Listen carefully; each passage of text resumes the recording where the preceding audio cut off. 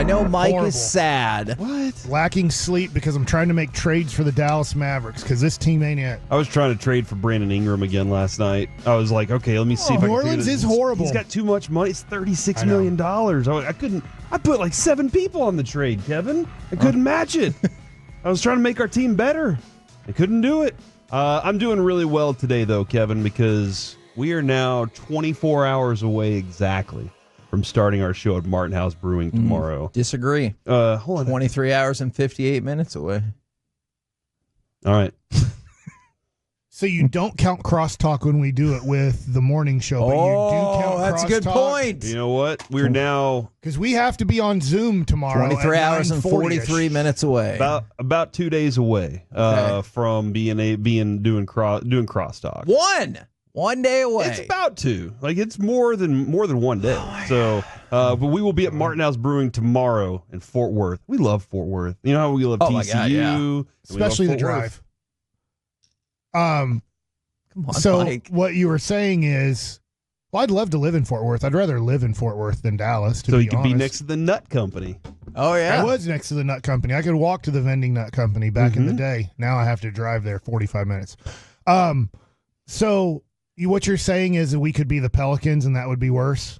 Yeah. All right. Being the Pelicans would be worse. You could have fat Zion getting hurt again. Yeah. Oh, man. Okay, does that Or thin Zion. Make Doesn't you- matter. Doesn't Either matter. one. He's Feel gonna- any he's gonna better? get hurt.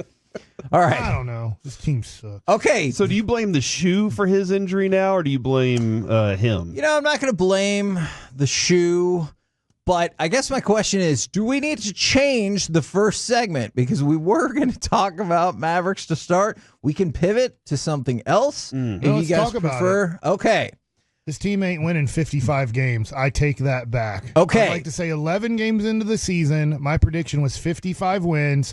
I will now take it down to 50. They will have the exact same record as last year, 50-32. Okay, let's go ahead and get cut number one for what really was a huge part of this closing sequence. Curry gets Doncic again.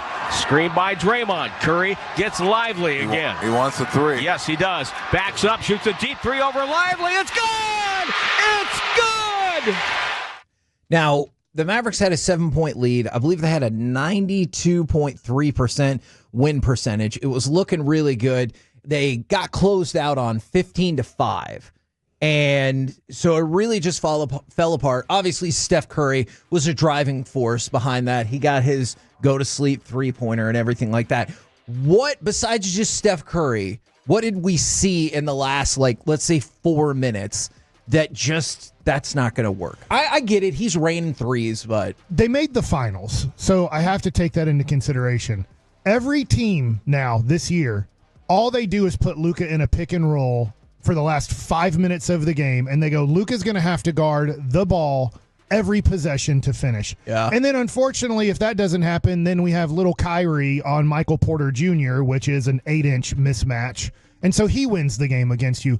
So they have literally, it seems like for some reason teams in the playoffs didn't do this as much, or maybe I'm just not remembering, and the Mavericks did a better job of playing defense with Kyrie on the ball or Luka on the ball. But all they're doing is every time you play a good team, Luka's going to have to guard the ball, and we'll see what happens from there. And worst case scenario, Kyrie has to guard the ball, and that's not good either. And then they seem to want to do the 2023 Dallas Mavericks and just take turns of playing one-on-one basketball while 4 guys watch.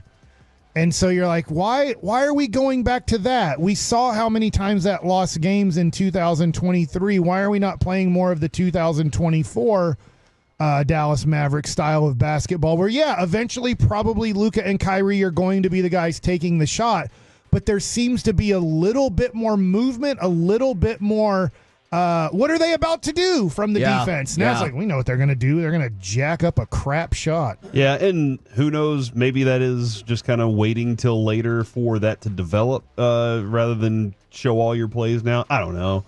But I'm just curious. Do you really think that?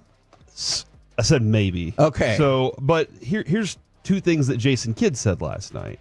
We got to be better at offensive rebounding, and I want to get into that a little bit more. But we also got to be better at execution to close out the game, and we will. So he says we will get better at it. And last year, was that not the biggest factor for this team? Was we couldn't inbound a play. No, we couldn't even get the ball in bounds most of the time last year. So I do think that they will work on it and continue to work on it to find the things that they trust the most. And what you trust the most right now might not be the thing that you trust the most late in the season either, or even in the playoffs. So they got to figure that part out. But the offensive rebounding, Kevin, I wanted to kind of focus on that. When it comes to guys like Lively and Gafford and not necessarily having a true power forward next to them, they're so focused offensively on scoring because of the lob. That option's always there. I wonder if that gets them out of position for some of their offensive rebounding, and I wonder if that's what Jason Kidd's talking about. But it's such a benefit to have them on the lob because you can get those 2 points. And I think one of the things that, I don't know, Mike, I don't think you're flat out saying this, but definitely insinuating towards it is this team can get better, but you're in a position where you're taking too many early losses that will offset how much better you get. Like, you can get better, but if you pile up the losses now, maybe you can get better and you get 50 wins, 52 wins. Right. And like that sits you right back in a similar spot to where you were last year in the playoffs. And I realize the counter argument is going to be, oh, they made the finals. I get that. I just was hoping, I guess, for an easier road ahead. I heard Sean talking earlier, and I think he makes a totally fair point. You lost to Phoenix, Denver, and Golden State by a combined 6 points in your last 3 games. The concerning thing about that, and Grant Afseth threw this out there, and he's always really good to have the numbers on the Mavs. The Mavericks are 5-6 overall. They're 1-5 to start the season in clutch game situations. And so that's a concern of, like, not only did you lose to the good teams, that happens, but that you had a clutch situation every single one of these 3 games. And in multiple games, you had the lead, and you ended up in a loss every single time. Yeah, you're not Milwaukee. Like, if you know, True. you're not New Good Orleans, point. you're not Milwaukee. The Knicks, after all the moves they made for Karl Anthony Towns and Bridges, and they're supposed to be the team that can compete with Boston and beat Boston. They're off to, I think they're 5-5 or 6-5. Like, they're right around what the Mavericks are. So yeah, there's other teams that I think at the end of the year are going to be big time contenders for the Western Conference or the Eastern Conference, and they're not off to the best start. So I'm not saying the season's over, but I had higher expectations. And you had Derek Lively last night. Yes. And you still lost. And so that's, to say, like, that's the part you would have beat Phoenix, because we kind of had that as, like, Yeah. I think I was with you on, well, you would have beat Phoenix or you would have beat. And then you had Derek Lively last night. You're like, we still lost in the exact same way. That is totally how I felt, and that's why yesterday's loss felt, it hurt, I guess, a little bit more, because obviously Golden State's been an excellent team this year as well. And so I was like, all right, Derek Lively gets there. It's still a close game, but you see the balance shift to the Mavericks. And to your point, that didn't happen. And at 112 to 105, I believe it was off a Klay 3-pointer. You have that building quiet, and you have the momentum, and you have to close out a 7-point lead with 3 minutes to go. I know the NBA, it's a 3-point league, and things can change in a hurry. So I think it's a little bit off to say it's a 92% chance against Golden State. That's what the computer nerds say. Yeah, not me. And I found out through baseball, they're not taking into effect at all. They don't care who you're playing. All the computer's doing is the score with time left. Yeah. It doesn't take in any other aspect of who you're playing or anything. It's the computers generating this score in the NBA with this much time left is the percentage of who wins or loses the game. I keep looking at this and going, what are we trying to do on offense to finish these games off? Because at 112, 105, hey, you just didn't score for a while. And it became 114, 112, I think. Like, I'm trying to remember in my head, but it just was like, what were we trying to accomplish after that Trey 3? Because 114, 113. Yeah. Yeah, it just was like, oh, we're not trying to accomplish anything. We're like, we feel comfortable. Yeah. And then you could tell Steph Curry took it into, no, this is the NBA Finals Game 7. Good for him. Yeah. Like, I mean, he turned it into, this is a do or die game for us. And the Mavericks don't want to engage in that. And I think Jason Kidd, after the Phoenix game, I believe, was ticked off, started cussing in the press conference, getting mad at people in the press conference because not mad at the press. He's mad at his team not engaging in these games the way you saw Steph Curry engage last night, and then the rest of his team followed in that engagement. Obviously, Draymond Green had some huge defensive plays late, and so it's like they just wanted to win more in the end. And that sounds too generic, but you could tell that their last 3 minutes of effort was, if we lose this game, the season's over. I get it. It wasn't. But you could tell there was one team in that mindset and another team going, just another game. And I've seen a lot of people already, especially since Draymond came up, that have issues with the officiating last night. I don't end up thinking that was the difference in the game, but I understand. I saw that all across my social media last night. Some people say it's just the charge call. Other people are like, there's at least 3 calls in the last 5 minutes they didn't like. I get it, but you know what I didn't like?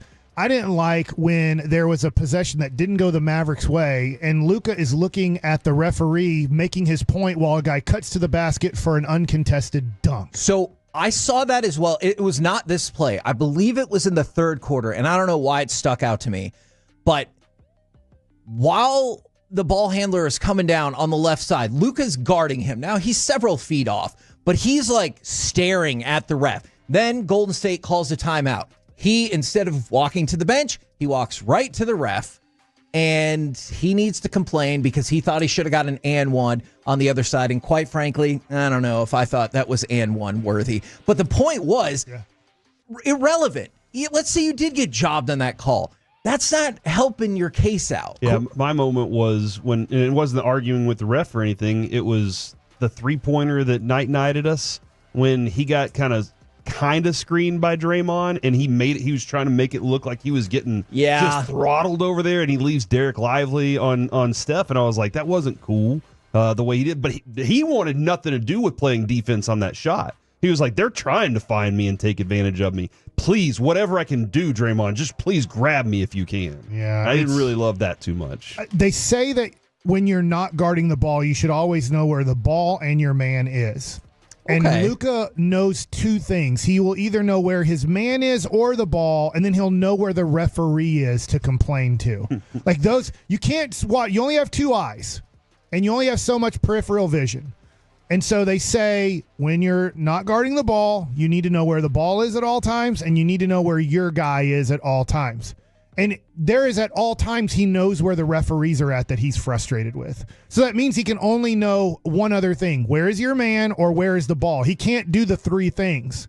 So he has to make a conscious effort while he's on defense is I'm going to pay attention to the ref or refs as much as I can, and then I can pay attention to one other thing, where the ball is or where my man is.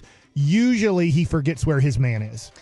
And then somebody's going back to the game before Joker traveled on that 118-116 last basket. I'm not arguing with you. I'm just saying if you're holding out hope for a travel call against a superstar in the waning stages of an NBA game, that's probably not going to happen. I will tell you this, Mavs fans. If you were a referee in the NBA, would you treat the Mavs as the beneficiary? The way Luka treats you as a human being, would you? I mean, this goes back to years now. We're doing it all over again. Hey, maybe there was a call or 2 that went against you. So what? Yeah. They should go against you. He treats those people like utter trash. So why do you expect them in a 50-50 situation? I'm not sure. I got to blow a whistle here or not blow a whistle. Am I blowing the whistle for the guy who thinks I am the worst human being on the face of the earth for 2.5 hours because I don't know how to do my job? F you, call goes for Golden State. Is that fair? Is that right? No, that's the way sports work. If I'm going to complain about balls and strikes, I know that eventually that human being behind there, that's why sometimes you want to go to computers. I get it. You go to a computer, balls and strike. Yeah. It's easy to go to a computer, ball and strike. It's not easy to go to a computer calling fouls or non-fouls or travels or non-travels in the NBA. So, by the way, there is no traveling in the NBA. Like, I saw Kyrie Irving make a really big shot recently in this last 3-game stretch where he took 2 steps around the free throw line, pump faked, and then took 2 more steps and laid it up. He literally took 4 steps. Why are you telling everybody about that, Mike? Well, it's fine. It's not going to be called a travel. It isn't traveling. You can take 4 steps now. So when you get mad at Jokic or you get mad at something, or like, you can double dribble, you just can't triple dribble in the NBA. You can take 3 or 4 dribbles. I think Curry did it last night too. He dribbled 4 or 5 times, lost the dribble while Lively was guarding him, picked it up, and started re-dribbling. It's okay. You just can't triple dribble. Don't do it again. Like, that's the new NBA.